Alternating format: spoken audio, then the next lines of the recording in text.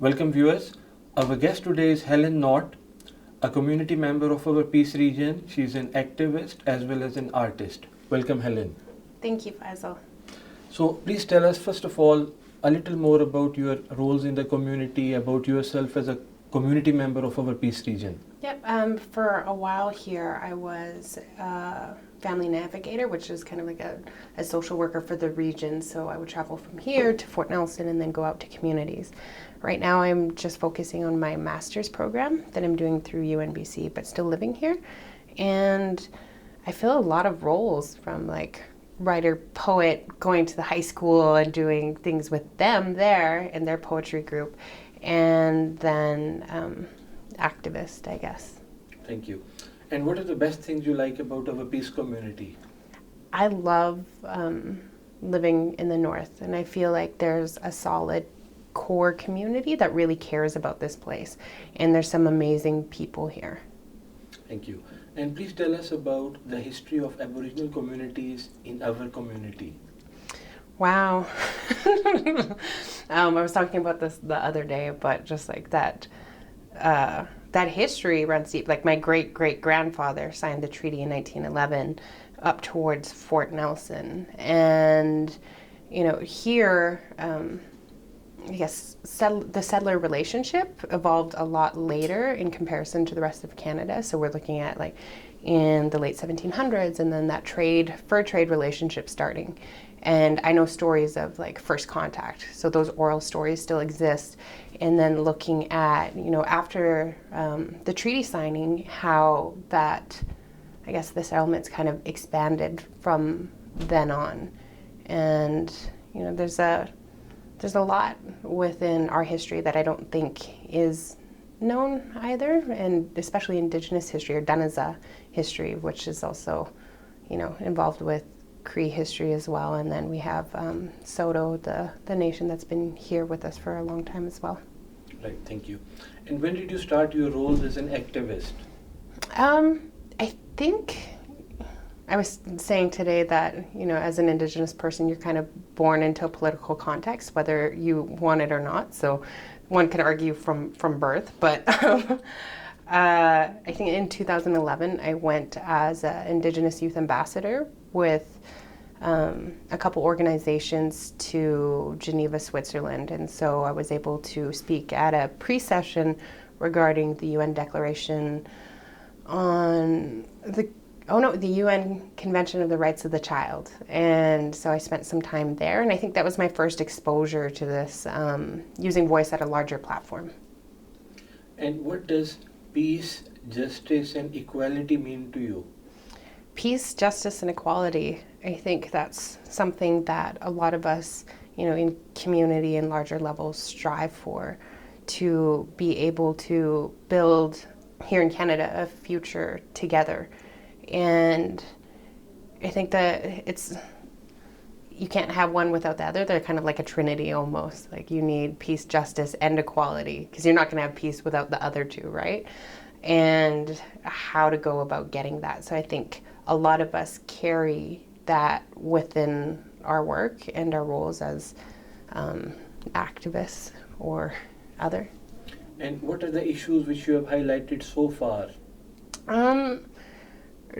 Quite a few. I think the primary one that I've been focusing on lately and that I'm going to be doing my thesis work around is looking at the connection between violence against Indigenous women and the violence against Indigenous lands, and how those two are related. And a lot of issues kind of spawn from that. And then, of course, Site C has been a big issue that I focused a lot of time on, also connected to that. And I think those are the primary ones that I've worked on. And what are the causes of some of these issues? Is it mostly economics, resources? What's your opinion? Oh, I think there's multiple things, and I think, you know, the issues can't be brought in super large because they all have their contextual histories. So if we're looking at the Peace region specifically too, there is the economic portion. When we look at the oil and gas industry and how the cost of living has increased, which then thrusts like the lower levels or the people who are just getting by into poverty lines, and how that creates a risk for violence or even access to resources as women. Like I know personally, like I have a bachelor's degree, and because this is my home, I want to live here, but it's also a struggle to make ends meet even with a degree, right? If you're not working in a specific field. And then we have a portion that's more sociocultural, I guess, where we look at not violence, but stereotypes and racism that exist here in community as well. You know, I'm 29. I have to stop for a second. Am I 29 or am I 30? I'm 29, and you know, having had experience like violence, but also like racism and stereotypes and the names that follow, I guess, young Indigenous women throughout their lives. Those also contribute to it, like common misconceptions and not knowing historical relationships and not being able to address them. So I feel like there's a bunch of things that come together in regards to perpetuating these circumstances. And within here, there was a report that Amnesty put out recently called Out of Sight, Out of Mind, that talked more about the direct and then the indirect impacts. And when it comes to the community, we are all community members. We meet all, nice people, as well as those who give us the respect, the support. And when it comes to the youth part, it's very unfortunate that, unfortunately here, the high suicide rates among the Aboriginal youth, they are around 5 times more. So how can youth be supported more? Is it family? Is it education, training, economics, combination of all? So what can we do to improve, to highlight that part? There was a study done by Chandler and Lalonde based out of the University of Victoria, and they looked at different cultural factors that are present within communities and how that contributed to the decrease or increase of youth suicide. So those communities that had all of the cultural factors virtually had no suicide, and those with the lower ones had a lot. I think we're looking at, for me, I know creating pathways of empowerment and a platform to create voice, but also when Indigenous people are in school, seeing their cultural information and history as we know it, specifically like for the region, to be reflected in that. Because I think, one of the core challenges as a young person is navigating identity and finding out who you are, and being able to do that within an educational system where sometimes you feel like you don't fit in perpetually. I think that will also have a lot to do with creating a solid pathway forward, but also, working towards that idea of reconciliation and building respectful relationships amongst people. Thank you. And again, when it comes to missing persons, so missing person from any community, it hurts. And at the same time, when it comes, unfortunately, to the Aboriginal communities, the number of missing and murdered women, that has been a matter of concern. So what do you think has been done in the last few years, which is excellent, and what could be done more? Well, I think, at a grassroots level, we've had the Sisters in Spirit Vigils here for, I want to say, about 8 or 9 years now. And the voices, I guess, have been kind of collecting and coming together. And I know that they're supposed to be starting the Missing and Murdered Indigenous Women's Inquiry quite soon. But I feel like there needs to be a lot of changes in regards to education, because I find that stereotypes and racism and prejudice kind of exists under it, and even comes out through media and the way that they portray stories. So I think we're on the right track, and hopefully we get there. And I think it might take a lot of groundwork from people, and I think that idea of change change itself is further down the line. But it's holding on to that hope and faith of like what you're doing today will impact the generations later. So you're creating safety and places where they're respected and valued later on. Thank you. And do you feel you are getting overall more support from the community? There is more awareness, there are more people willing to help? Depending on which regard, like if we look at the work that I've done with Sightsee, I've built some amazing community connections. Like I still go and have coffee with farmers and people that I really love in community. And it was just an amazing experience to see how community comes together and being able to meet people that I normally wouldn't have and build like solid relationships. And I'm really grateful for that. It's given me a lot of northern pride, I guess. But when we look at, this not idea, but the reality of missing and murdered Indigenous women and the response of community and otherwise, I feel like there's been a bit of a backlash where people can almost be like resistant to looking at it or not wanting to, because then it might add some type of responsibility and or guilt and there's this big thing of like putting your hands back and not wanting to touch it. And we need to get past that so we can create change. And I personally don't like talking about all of the negative aspects of living here as an Indigenous woman, but I want to live here and I want my children to be raised here. I have one son right now and my cousins to be raised here. And I fight so hard because I love this place and this is where my people are from. And under all of that, it comes from a place of love. And which are the areas where you feel the government is providing good support and where do you think the government can do a little more? If we're looking at like going smaller and then working our way up, so a municipal level, there was a lot of good recommendations that came out of the report, and one is increasing invisibility of Indigenous populations because, a lot of people can live here and not know that this is done as that territory or it's Treaty 8 territory. Like maybe they can name a community, but that's not the same as nation either. So I think there needs to be a lot of work at a municipal level in order to make those changes. When we're working outwards, we have the Missing and Murdered Indigenous Women's Inquiry, and I know that there's been a lot of criticisms of how that's being handled, but I mean, it's showing that we are moving in the right direction and that change is happening and there's more conversations happening and you can see people starting to become aware that this is an issue, and even not so much as at a government level, but a lot of researchers and different reports coming out that can be utilized to create change and tools, or create change and be used as tools in order to create a pathway forward.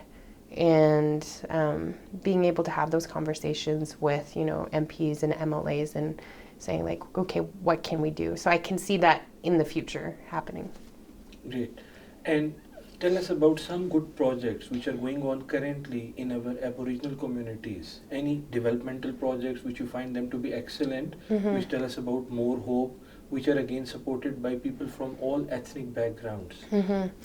Well, I know that there's been a lot more regarding sobriety. I'm a big advocate for celebrating sobriety because I'm just over 5 years sober now, and I know that BRFN did a sobriety celebration recently, which I thought was amazing, and then more work surrounding violence and what that is, but also that commitment to protect Indigenous women, that commitment to value and honor our women, which I think is amazing. And if we're looking at the local community, there's a young group of poets that are putting on like a poetry slam that focuses on like my violence is not for hurting, so ending violence against women.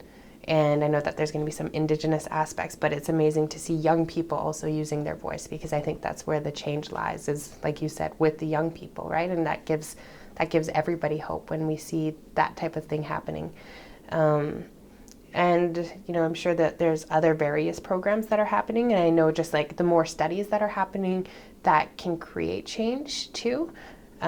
Because I have an idea in my head, like where my master's work is going and my research, and translating that into real projects that impact Indigenous people. But, we have youth and elders gatherings, which are pretty amazing within the territory, where people from all of the communities come together, urban and rural, and camp, and they do cultural things and share, and there's hunting, and for me that's the highlight, is doing those types of things. And yeah.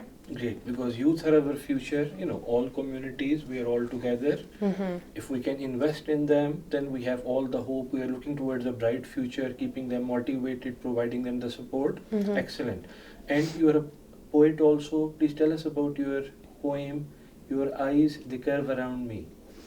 I wrote that poem so long ago, and that's like almost like one of my first, I guess, activist platforms was through poetry, and that poem specifically. So I wrote that poem when I was attending the college, and I remember being in class, and one of my classmates, she was from one of the communities, and her sister had went missing. And during that time, within the newspapers, they were saying, oh, well, she lived a risky lifestyle, and kind of dismissive of her disappearance, even though they said this wasn't regular. And 2 weeks later, they found her body in Prince George.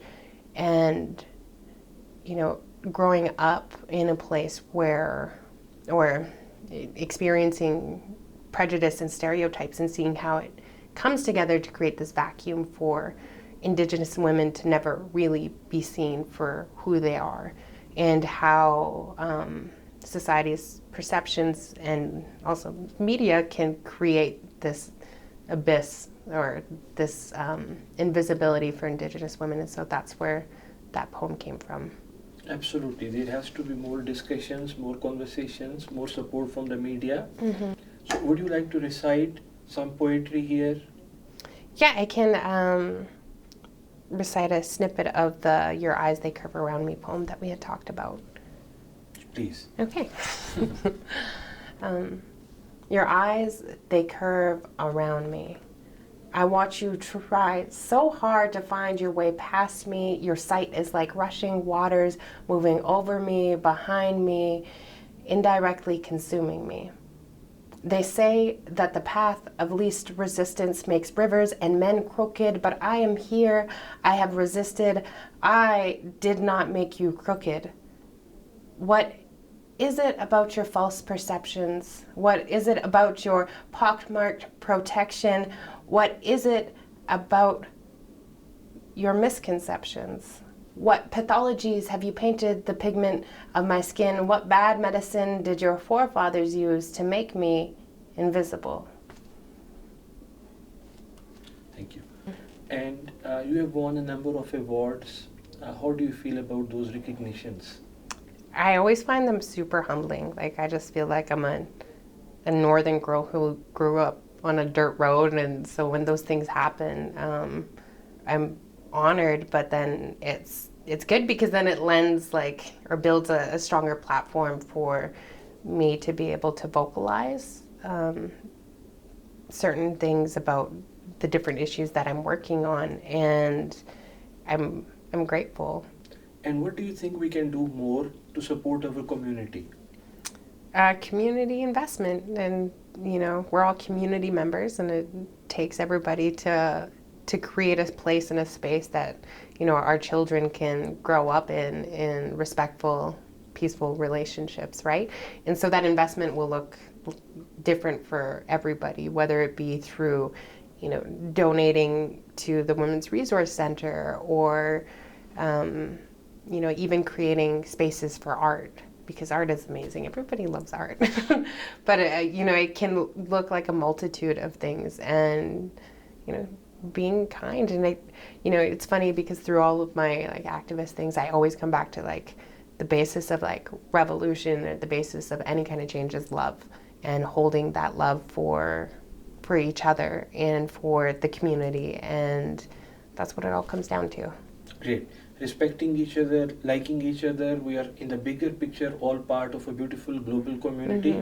So how did education help you to gain all the experience which you have now?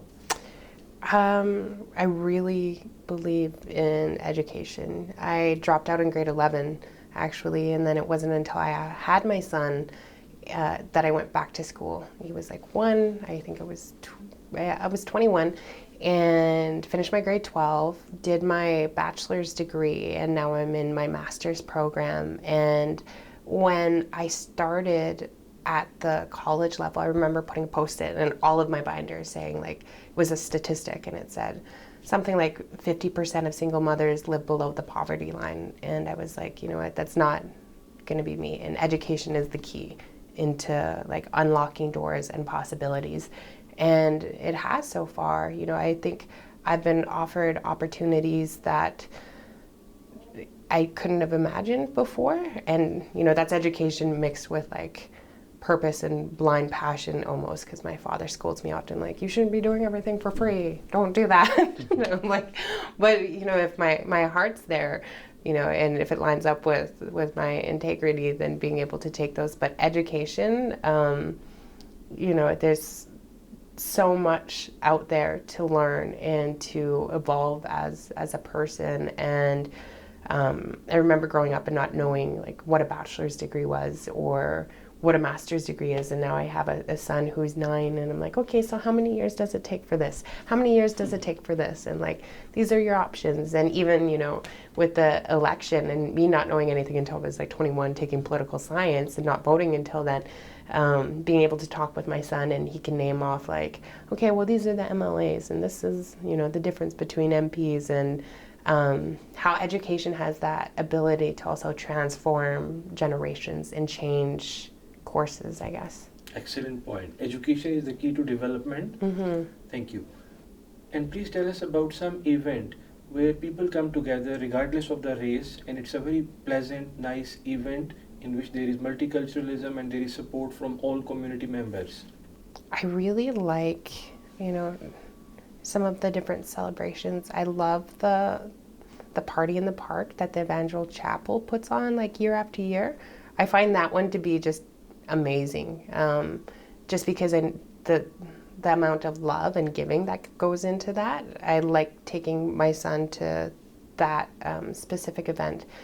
I like going to the powwow that we have. It's usually in Taylor too, and that's, you know, welcome to everybody, and everybody can come to that. And I love that celebration of multiculturalism. And I know that they've been doing more events here as of late as well, in open public spaces, which I think is amazing, and we need more of that. And the vagina monologues, I love that. Great, thank you. So thank you for coming to our program, and we wish you all the best. Thank you for having me. Welcome.